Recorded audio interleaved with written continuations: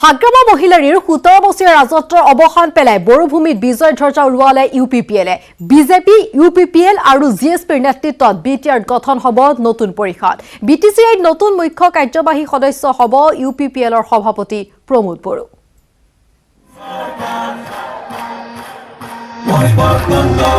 সিদ্ধান্ত চূড়ান্ত বিটিআৰত বিজেপিৰ কোচ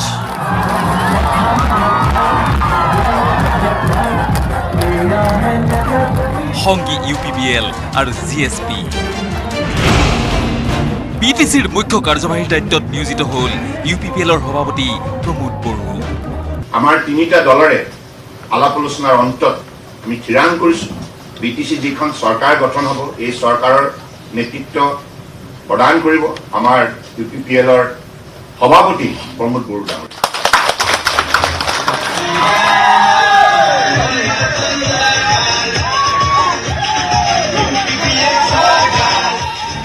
ইউপিপিএলক আস্থাত লোৱা বাবে বিটিআৰবাসী আৰু বিজেপি দলক ধন্যবাদ জনালে নৱনিৰ্বাচিত বিটিচিৰ চিএম প্ৰমোদ বড়োৱে বিটিআৰবাসী ৰাইজক মই ধন্যবাদ জনাইছোঁ এই নিৰ্বাচনত আমাক যথেষ্ট সঁহাৰি জনালে আস্থা আৰু বিশ্বাসত ল'লে সেইকাৰণে মই ধন্যবাদ জনাইছোঁ আজি এটা ঐতিহাসিক দিন আজিৰ দিনত ইউপিপিএল দল ভাৰতীয় জনতা পাৰ্টি আৰু জিএছপি আমি একত্ৰিত হৈ বিটিআৰবাসী ৰাইজক সেৱা কৰিবলৈ গৈ আছোঁ বিটিচিৰ পৰিষদীয় নিৰ্বাচন জয়ৰ পিছতেই এতিয়া উখল মাখল বড়োভূমি আনন্দৰ লহৰ বৈছে কোকৰাঝাৰৰ ইউপিপিএলৰ কাৰ্যালয়তো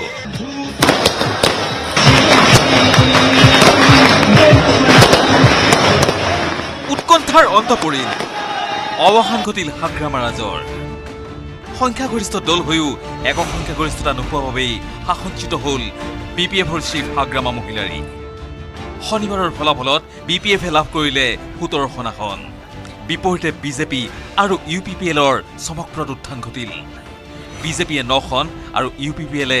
12খন আসন লাভ কৰি যৌথভাৱে মেজিক নাম্বাৰ স্পৰ্শ কৰিছিল যদিও এই নৱগঠিত মিত্ৰতাত যোগ দিলে নৱহৰণীয়াৰ গণসুৰক্ষা পাৰ্টীয়ে অৱশ্যে জিএছপিয়ে লাভ কৰিছে মাত্ৰ এখন পৰিষদীয় আসন মই আপোনালোকৰ লগতে সমূহ বিটিচিবাসী ৰাইজৰ পৰা আশীৰ্বাদ বিচাৰিছোঁ আৰু সহযোগিতা যাতে আমি বিটিচিত এখন সুস্থ সবল আৰু উন্নতিৰ স্বাৰ্থত আৰু বিশেষকৈ সমন্বয়ৰ স্বাৰ্থত আমি চৰকাৰখন বনাব পাৰোঁ শনিবাৰৰ ফলাফল ঘোষণাৰ পিছতেই বিটিআৰত চৰকাৰ কাৰ হ'ব তাক লৈ ব্যাপক অনিশ্চয়তাৰ সৃষ্টি হৈছিল ইউপিপিএল আৰু জিএছপিক লগত লৈ বিজেপিয়ে হোটেল লিলিত যৌথ চৰকাৰ নিৰ্মাণৰ ঘোষণা কৰাৰ সময়তো হাগ্ৰামা মহিলাৰীয়ে দাবী কৰিছিল বিজেপিৰ সহযোগত বিপিএফে চৰকাৰ গঠনৰ কথা বিজেপি বিপিএফ চৰকাৰ গঠন কৰিব এইটোৱে কৈছোঁ মই পিছে দুপৰীয়া 1 বজাত মুখ্যমন্ত্ৰী সোণোৱালে স্পষ্টভাৱে ক'লে বিপিএফ আউট ইউপিপিএল আৰু জিএছপি ইন বিটিচি যিখন চৰকাৰ গঠন হ'ব এই চৰকাৰৰ নেতৃত্ব প্ৰদান কৰিব আমাৰ ইউপিপিএলৰ সভাপতি প্ৰমোদ বড়ো ডাঙৰীয়া বিটিআৰত বিপিএফৰে মিত্ৰতা নাথাকে অৱশ্যে বিধানসভা নিৰ্বাচনলৈকে ৰাজ্যত বিজেপি বিপিএফৰ মিত্ৰতা বাহাল থাকিব বিপিএফৰ লগত ৰাজ্যিক পৰ্যায়ত আমাৰ যি মিত্ৰতা আছে 2021 চনলৈকে আমাৰ মিত্ৰতা আছিল আমাৰ মিত্ৰতা অব্যাহত থাকিব বিপিএফ দলৰ 3গৰাকী মন্ত্ৰী আমাৰ মন্ত্ৰীসভাত আছে আমি আশা কৰিম তেওঁলোকে নিজৰ নিজৰ দায়িত্ব নিৰ্বাচন হৈ গ'ল তেওঁলোকে নিজৰ নিজৰ দায়িত্ব সুচাৰুৰূপে পালন কৰক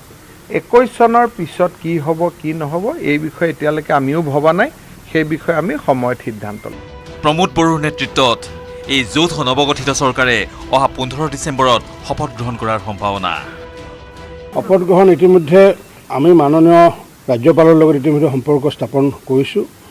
আৰু তেওঁলোকৰ লগত সম্পূৰ্ণ যোগাযোগ হোৱাৰ পিছত আমি আশা ৰাখিছোঁ যে 15 তাৰিখে যদি আমি পাৰোঁ শপত গ্ৰহণৰ কাৰণে ব্যৱস্থা কৰিছোঁ ভাস্কৰ জ্যোতি হাজৰিকা বিপুল বৰ্মন বিজু কুমাৰ ডেকা আৰু ৰাজু বৰুৱাৰ সহযোগত bureau report news 18 Assam north east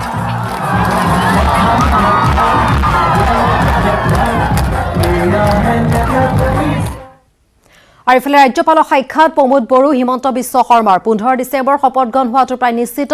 যৌথভাৱে চৰকাৰ গঠন কৰিম বুলি মন্তব্য হিমন্তৰ বিপিএফৰ লগত চৰকাৰ গঠন নকৰাৰ কাৰণ আছে বিটিচিবাসীয়ে পৰিৱৰ্তন বিচাৰিছিল বুলি মন্তব্য হিমন্তৰ মন্ত্ৰিত্বৰ ওপৰত কোনো আলোচনা হোৱা নাই বুলি মন্তব্য কৰিলে প্ৰমোদ বড়োৱে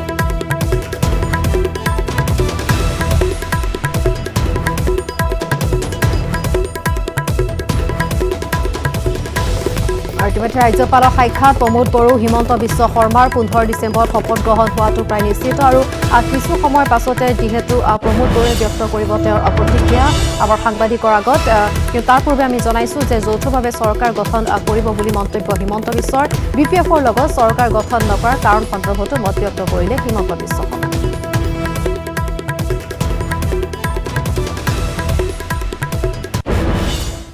সৰুৰে পৰা সামাজিক তেওঁ সমাজৰ হিতে কাম কৰাৰ তেওঁৰ আছে দুৰ্বাৰ হেঁপাহ আৰ্থিক দৈন্যতাকো নেওচি এখুব এখুবকৈ আগবাঢ়ি তেওঁ ৰাজনীতিৰ পথাৰত দিছিল ভৰি এতিয়া বিটিচি চম্ভালাৰ দৰে গুৰু দায়িত্ব গ্ৰহণৰ দিশে আগবাঢ়িছে তেওঁ if Telangana why not Bodoland এগৰাকী দূৰদৰ্শী আত্মবিশ্বাসী দক্ষ লোক 2009 পৰা 2020 চনলৈ এপছুৰ দীৰ্ঘতম সভাপতি প্ৰমোদ বড়ো নতুন বিটিচিৰ মুখ্য কাৰ্যবাহী সদস্য বড়ো শেহতীয়াকৈ 22 নং ককলাবাৰী পৰিষদীয় সমষ্টি আৰু গয়বাৰীৰ পৰা প্ৰতিদ্বন্দ্বিতা কৰি জয়লাভ কৰে ইউপিপিএলৰ সভাপতি প্ৰমোদ বড়োৱে 1975 চনৰ মাৰ্চ মাহত বিটিএডিৰ বাক্সা জিলাৰ তামুলপুৰত জন্ম প্ৰমোদ বড়োৰ 2020 চনৰ 21 ফেব্ৰুৱাৰীত বিজনীত অনুষ্ঠিত হোৱা চতুৰ্থ বাৰ্ষিক অভিৱৰ্তনত ইউপিপিএলত যোগদান কৰি প্ৰথমবাৰৰ বাবে নিৰ্বাচন খেলিয়ে জয়ৰ মুখ দেখিলে বড়োৱে চ্যালেঞ্জিং নহয় অভাৰ চ্যালেঞ্জিং আছিল তিনিবাৰৰ বিটিচি সভাপতি হাগ্ৰামা মহিলাৰী ঘৰুৱা অধ্যয়নৰত অৱস্থাত অতিকৈ কষ্টকৰ সময় পাৰ কৰিছিল বড়োৱে পেটৰ ভাতমুঠি মোকলাবলৈ হাজিৰা কৰিছিল আৰু বহুদিন ৰিক্সা চলাই পেট প্ৰৱৰ্তাইছিল সৰুৰে পৰাই বড়ো বিদ্যালয়ৰ বিভিন্ন সামাজিক কামত আগভাগ লোৱা ধৰণৰ ছাত্ৰ আছিল বিদ্যালয়ৰ ছাত্ৰ একতা সভাৰ লগতো জড়িত আছিল বড়ো কলেজত সোমোৱাৰ পিছতে 1997 চনত তেওঁ কামৰূপ জিলা কমিটিৰ এপছুৰ সভাপতি হিচাপেও কাৰ্যনিৰ্বাহ কৰিছিল তেওঁ পিছলৈ সদৌ অসম বড়ো ছাত্ৰ সন্থাৰ কেন্দ্ৰীয় সদস্য হিচাপে বহু গুৰু দায়িত্ব অৰ্পণ কৰা হৈছিল 2009 চনত তেওঁ সদৌ অসম বড়ো ছাত্ৰ সন্থাৰ সভাপতি হিচাপে নিৰ্বাচিত হয় 2010 ডিচেম্বৰত যেতিয়া ইউপিএ কংগ্ৰেছৰ দখললৈ আহে তেতিয়াৰ চৰকাৰে তেলেংগানাক এখন পৃথক ৰাজ্য হিচাপে ঘোষণা কৰে প্ৰমোদ বড়োৰ নেতৃত্বত এপছুৱে সেই সময়ত মাত মাতিছিল if Telangana why not Bodoland BTR চুক্তিৰ সময়তো তেওঁৰ অৰিহণা অতুলনীয় কেন্দ্ৰৰ সৈতে প্ৰতিটো সময়ত বিটিআৰ শান্তি চুক্তি বলবৎৰ বাবে তেওঁ চেষ্টা অব্যাহত ৰাখিছিল এনডিএফবিৰ বহু নেতাই শান্তি চুক্তিত চহী কৰি ঘৰলৈ উভতি আহে এমঅএছখন বলবৎ হোৱাৰ দিনাই 7 লাখতকৈও অধিক লোকৰ উপস্থিতিত প্ৰধানমন্ত্ৰী মোদীয়ে সম্বোধন কৰি ইয়াক ঐতিহাসিক চুক্তি বুলি ঘোষণা কৰে আৰু বড়োৱে কয় এমঅএছ হ'ল বিটিআৰৰ বাবে ৰাষ্ট্ৰীয় শান্তি প্ৰতিশ্ৰুতি বহু উত্থান পতন বহু ধুমুহা পাৰ কৰি আহি আজিৰ এই স্থান লাভ কৰিছে প্ৰমোদ বড়োৱে তেওঁ লাভ কৰিছে বিটিচিৰ মুখ্য কাৰ্যবাহী সদস্যৰ পদ bureau report news 18 Assam north east আৰু খবৰ অব্যাহত থাকিব এটা বিৰতি বিৰতিৰ পাছত ব্ৰহ্মপুত্ৰ ৰাজ্যিক অতিথিশালাত কেবিনেট বৈঠকত উপস্থিত নাথাকিল বিপিএফৰ 3 মন্ত্ৰী কেবিনেট বৈঠকৰ অন্তত চন্দ্ৰমোহন পাটোৱাৰীয়ে ক'লে যে বিপিএফৰ 3 মন্ত্ৰী কিয় উপস্থিত নাই মই নাজানো কেবিনেট বৈঠকৰ কেইবাটাও সিদ্ধান্তৰ কথা জনালে মন্ত্ৰী চন্দ্ৰমোহন পাটোৱাৰীয়ে কেবিনেটৰ সিদ্ধান্ত অনুসৰি অহা বৰ্ষত চৰকাৰী বন্ধ 34 দিন ৰেষ্ট্ৰিক্টেড হলিডে 31 দিন ধাৰ্য কৰা হৈছে বান কৰা খহনীয়াত খেতি মাটি বাসগৃহ যদি যায় তেনেহলে পাব 5 লাখ টকা পৰ্যন্ত যদি বান কৰা খহনীয়াত ঘৰ গলে পাব 1,50,000 খেতি মাটি গলে পাব 1 লাখ টকা চাহ বাগিচাত চলি থকা আঁচনি চোৱাৰ বাবে পিএমইউ গঠন কৰাৰ সিদ্ধান্ত মিৰিৰ ঠাইত এতিয়াৰ পৰা হ'ব মিচিং জনগোষ্ঠী মাইক্ৰ ফাইনেন্সিয়েল অনুষ্ঠানসমূহ পৰিচালনাৰ বাবে নতুন আইন হ'ব আৰবিআই নীতি নিৰ্দেশনাৰ জৰিয়তে কৰা হ'ব নিয়ন্ত্ৰণ মাদ্ৰাছা আৰু সংস্কৃত টোলৰ বাবে বিশেষ আইন আগন্তুক বিধানসভাত উত্থাপন কৰা হ'ব শিক্ষানীতি কিছু সংশোধন কৰি ধৰ্ম নিৰপেক্ষতাৰ ওপৰত গুৰুত্ব প্ৰদান কৰা হ'ব আৰু অনুমতি নোহোৱাকৈ পাঠদান কৰা ব্যক্তিগত শিক্ষানুষ্ঠানসমূহে অনলাইন যোগে ল'ব লাগিব চৰকাৰৰ অনুমতি মন্ত্ৰী পৰিষদৰ আটাইবোৰ আছিল কিন্তু লক্ষণীয়ভাৱে বিপিএফৰ 3 গৰাকী মন্ত্ৰী অনুপস্থিত ইয়াৰ কাৰণটো জনাব নেকি নহয় কাৰণটো আমি এতিয়ালৈকে জনা নাই কিন্তু 3জন অনুপস্থিত আছে মই সেইটো জানিছোঁ কাৰণটো মই নাজানো কি কাৰণত অনুপস্থিত আছে আজি মাননীয় মুখ্যমন্ত্ৰী সৰ্বানন্দ সোণোৱাল ডাঙৰীয়াৰ সভাপতিত্বত আজি কেবিনেটে কেইবাটাও সিদ্ধান্ত লৈছে। তাৰ ভিতৰত সিদ্ধান্তসমূহৰ ভিতৰত আছে যে এই বছৰটোৰ কাৰণে যিখিনি চৰকাৰী হলিডে থাকিব, বন্ধৰ দিন থাকিব, এইটো ফিক্স কৰা হৈছে আৰু টোটেল হলিডেজ থাকিব 34 ডেজ, 34 দিন, আৰু ৰেষ্ট্ৰিক্টেড হলিডেজ থাকিব 31 ডেজ। আৰু তাৰ উপৰিও বানপানী গৰাখহনীয়াৰ ফলত যিসকল মানুহ ক্ষতিগ্ৰস্ত হয় তাৰ কাৰণে আজি কেবিনেটে সিদ্ধান্ত লৈছে যে 3টা কেটেগৰীত মানুহখিনিক সহায় কৰাৰ কাৰণে, চৰকাৰে সহায় কৰাৰ কাৰণে কেবিনেটে আজি সিদ্ধান্ত লৈছে। আৰু 3টা কেটেগৰীৰ ভিতৰত যদি কাৰোবাৰ ঘৰ আৰু মাটি যদি খহনীয়াত গুচি যায় বানপানীৰ সময়ত, তো তেতিয়াহ'লে তেওঁলোকে 5 লাখ টকালৈকে সাহায্য পাব। আৰু যদি কাৰোবাৰ অকল ঘৰটো যদি খহনীয়াত যদি বিধ্বস্ত হয়, তো তেতিয়াহ'লে তেওঁলোকে 1.5 লাখ টকা পাব। আৰু কাৰোবাৰ যদি মাটি, খেতিৰ মাটি যদি ইৰ'শ্যন হৈছে, খেতিৰ মাটি যদি ইৰ'শ্যনত যায়, তেতিয়াহ'লে তেওঁলোকে 1 লাখ টকা পাব। তাৰ উপৰি আমাৰ টি গাৰ্ডেনৰ যিমান আমাৰ আঁচনি এতিয়া চলি আছে, এই আঁচনিসমূহ টি টাইপছ ডিপাৰ্টমেণ্টে গোটেই জিলাবিলাকত এই আঁচনিসমূহ চোৱাৰ কাৰণে এটা PMU গঠন কৰাৰ, প্ৰত্যেক ডিষ্ট্ৰিক্টতে এটা PMU গঠন কৰাৰ সিদ্ধান্ত গ্ৰহণ কৰিছে। আৰু তাৰ উপৰিও মেডিকেলত যিখিনি আমাৰ মেডিকেলৰ ICU আৰু ক্ৰিটিকেল কেয়াৰ থাকে, ডক্টৰ থাকে বা নাৰ্ছ থাকে বা ষ্টাফ থাকে, গতিকে ICU আৰু ক্ৰিটিকেল কেয়াৰৰ লগত জড়িত গোটেই সকলোখিনিৰ কাৰণে আজি এখন ছাৰ্ভিচ ৰুল তেওঁলোকৰ কাৰণে সুকীয়াকৈ কৰা হৈছে, য'ত তেওঁলোকৰ প্ৰমোশ্যনটো পোৱাত সুবিধা। ৰাজ্যপালক সাক্ষাৎ প্ৰমোদ বড়ো, হিমন্ত বিশ্ব শৰ্মাৰ 15 ডিচেম্বৰত শপত গ্ৰহণ হোৱাটো পাই নিশ্চিত, যৌথভাৱে চৰকাৰ গঠন কৰিব বুলি মন্তব্য হিমন্তৰ।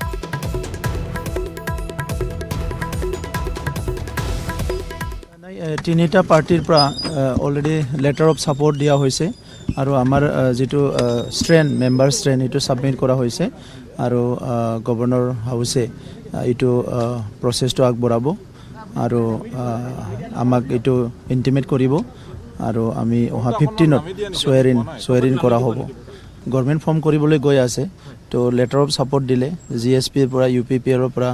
আৰু আমাৰ যিটো আছে ভাৰতীয় জনতা পাৰ্টিৰ পৰা, আৰু আমাৰ যিখিনি নিজৰ উইন হোৱা MCLA সকল আছে তেখেতসকলৰ চাইন কৰা আমি যিটো আমাৰ যিটো ষ্ট্ৰেন সেইটো আমাৰ অলৰেডি ছাবমিট কৰা হ'ল। এইটোৱে আমাৰ এটা দায়িত্ব আৰু এটা দায়িত্ব লৈ পেলাই কাম কৰি আহিছোঁ আৰু এতিয়াও এটা দায়িত্ব লৈছোঁ আৰু আমাৰ লক্ষ্যটো হৈছে BTR-বাসী 35 লক্ষ জনসাধাৰণ শান্তি সম্প্ৰীতিৰে থাকিব পাৰিব লাগে, সকলোৰে আত্মসন্মান লৈ থাকিব পাৰিব লাগে আৰু সকলো নিজৰ অধিকাৰ, প্ৰাপ্য অধিকাৰবিলাক পাবলৈ সক্ষম হ'ব লাগে আৰু যিটো আমাৰ গভৰ্নেন্স আছে সেইটো ভাল এটা এফেক্টিভলি এইটো চলিব লাগে। মহামান্য ৰাজ্যপাল মহোদয় আমি সাক্ষাৎকাৰ বিচাৰিছিলোঁ, কিন্তু ৰাজ্যপাল মহোদয় অসমৰ বাহিৰত থকা বাবে তেখেতৰ সচিব বা আয়ুক্ত সচিব তেখেতৰ হাতত আমাৰ চৰকাৰ গঠনৰ দাবী পত্ৰ দিবলৈ আমাক খবৰ দিয়ে। সেই অনুসৰি 2-3টা দলৰ জ্যেষ্ঠ নেতৃবৃন্দ আৰু নিৰ্বাচিত প্ৰতিনিধিসকলে আহি আজি আমি ৰাজ্যপাল মহোদয়ৰ ওচৰত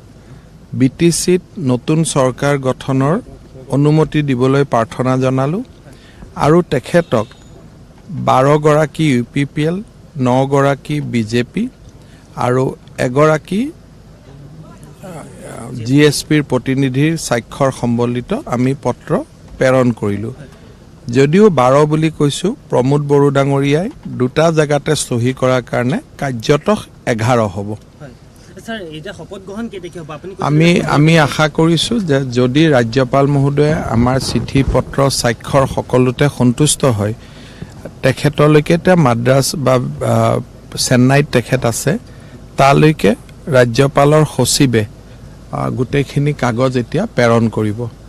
তাৰ পিছত ৰাজ্যপাল মহোদয়ে যি নিৰ্দেশ দিয়ে তাৰ ওপৰত ৰাজভৱনৰ পৰা এখন প্ৰেছ ৰিলিজ ওলাব আৰু ৰাজ্যপাল মহোদয়ে আমাৰ দাবীত সন্তুষ্ট হোৱাৰ পিছত মুখ্য সচিবলৈকে এখন পত্ৰ যাব। তাৰ পিছত মুখ্য সচিব আৰু BTCৰ প্ৰধান সচিবে লগ লাগি শপত গ্ৰহণৰ দিন নিৰ্ণয় কৰিব মই যিমান বিশ্বাস কৰোঁ যে 15 তাৰিখতে এই গোটেইখিনি কাম হোৱাৰ সম্ভাৱনা আছে এইটো আৰু পলিটিকেল কথাটোৰ ওপৰত আজি দিনতো মই প্ৰেছ কনফাৰেন্স কৰিছোঁ 2-3 বাৰ কথাটো কৈ আছোঁ যে আমি পৰিৱৰ্তনৰ কাৰণে ৰাইজৰ ওচৰত গৈছিলোঁ BPF চৰকাৰ আছিলে UPPL BJP আৰু GSP ৰাইজৰ মাজত পৰিৱৰ্তনৰ কাৰণে গৈছিলে যদি আমি BPFৰ লগত থাকোঁ তেলে ৰাইজে আমাক প্ৰশ্ন কৰিব যে আপোনালোকেতো পৰিৱৰ্তনৰ কথা কৈছিলে গতিকে আমি পৰিৱৰ্তনকামীসকল একলগ হৈ ৰাজ্যপাল মহোদয়ৰ ওচৰত আহিছোঁ এটা পৰিৱেশ হৈছিল যে হাগ্ৰামা হিমন্তৰ কিবা যুদ্ধ হৈছে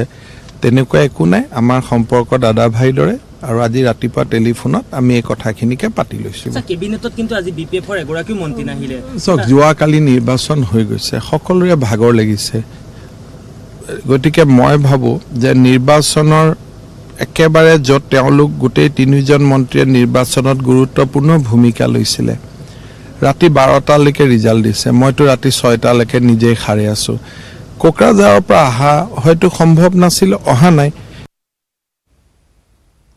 BTC নিৰ্বাচনত মাত্ৰ এখন লাভ কৰি হতাশ হোৱা নাই প্ৰদেশ কংগ্ৰেছৰ সভাপতি ৰিপুন বৰা এখন লাভ কৰি সন্তুষ্ট ৰিপুন বৰাই তিৱা স্বায়ত্ত পৰিষদৰ নিৰ্বাচনী প্ৰচাৰ চলাই ক'লে আমি আশাবাদী তাৰ মাজতে কংগ্ৰেছ AIDFৰ মিত্ৰতাক লৈ কংগ্ৰেছ দলৰ একাংশৰ মাজত চলিছে তীব্ৰ অসন্তুষ্টি এই প্ৰতিবেদন আগবঢ়াই বিদায় লৈছো বাতৰিৰ পৰা নমস্কাৰ